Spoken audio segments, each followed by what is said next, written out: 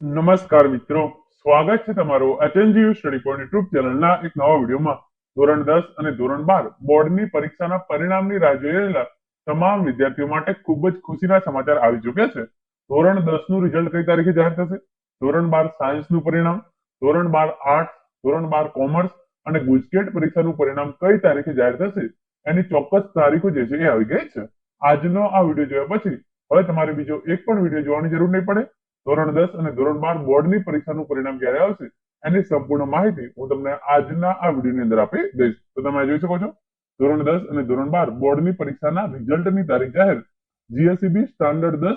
તો ઘણા બધા વિદ્યાર્થીઓને એવું લાગે છે કે હું સીબીએસઈ બોર્ડ પરીક્ષાની જે છે એ રિઝલ્ટની તારીખો કહું છું, પરંતુ અહીંયા ક્લિયર રીતે મેં લખ્યું છે જીએસઈબી સ્ટાન્ડર્ડ 10 અને જીએસઈબી ધોરણ 12 સાયન્સ, આર્ટ્સ, કોમર્સ અને ગુજકેટ પરીક્ષાનું પરિણામ ક્યારે આવશે એની તારીખો હું તમને કહેવાનો છું. તો સૌપ્રથમ તમને ટૂંકમાં જણાવી દઉં તો તમે જોઈ શકો છો પરિણામનું સંભવિત ટાઈમ ટેબલ. મે નો પ્રથમ સપ્તાહ ધોરણ 12 વિજ્ઞાન પ્રવાહ અને ગુજકેટનું પરિણામ સાથે જાહેર થઈ શકે છે. સાયન્સમાં એડમિશન પ્રક્રિયા વહેલી શરૂ કરતી હોવાથી તેને અગ્રિમતા આપવામાં આવી છે. તો મે ના પ્રથમ સપ્તાહ એટલે કે 1 તારીખથી 7 તારીખ વચ્ચે ધોરણ 12 વિજ્ઞાન પ્રવાહ અને ગુજકેટનું પરિણામ છે એ જાહેર કરવામાં આવશે. એના પછી મે બીજો સપ્તાહ કે ત્રીજો સપ્તાહ ધોરણ 12 સામાન્ય પ્રવાહનું પરિણામ જાહેર થવાની શક્યતા છે. તો 7 તારીખથી 21 તારીખ દરમિયાન જે ધોરણ 12 સાયન્સ એટલે કે ધોરણ 12 સામાન્ય પ્રવાહ એટલે કે આર્ટ્સ અને કોમર્સના વિદ્યાર્થીનું પરિણામ છે એ જાહેર થઈ શકે છે. ને મે અંતિમ સપ્તાહ ધોરણ 10 નું પરિણામ સૌથી છેલ્લે જાહેર કરવામાં આવશે, કારણ કે તેમાં વિદ્યાર્થીની સંખ્યા સૌથી વધુ હોય છે, આશરે 9 લાખથી વધુ છે. તો મે મહિનાનું પ્રથમ સપ્તાહ ધોરણ 12 વિજ્ઞાન પ્રવાહ અને ગુજકેટનું પરિણામ જાહેર કરવામાં આવશે. મે મહિનાનું બીજું કે ત્રીજું સપ્તાહ ધોરણ 12 આર્ટ્સ અને કોમર્સનું પરિણામ જાહેર કરવામાં આવશે અને મે મહિનાના અંતિમ સપ્તાહની અંદર ધોરણ 10 નું પરિણામ છે એ પરિણામ જાહેર કરવામાં આવશે.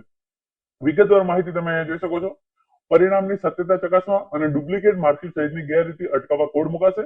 ધોરણ 12 સાયન્સનું પરિણામ મેના પ્રારંભે, ધોરણ 10 નું માસાંતે આવી શકે છે. માર્કશીટમાં ક્યુઆર કોડ રહેશે.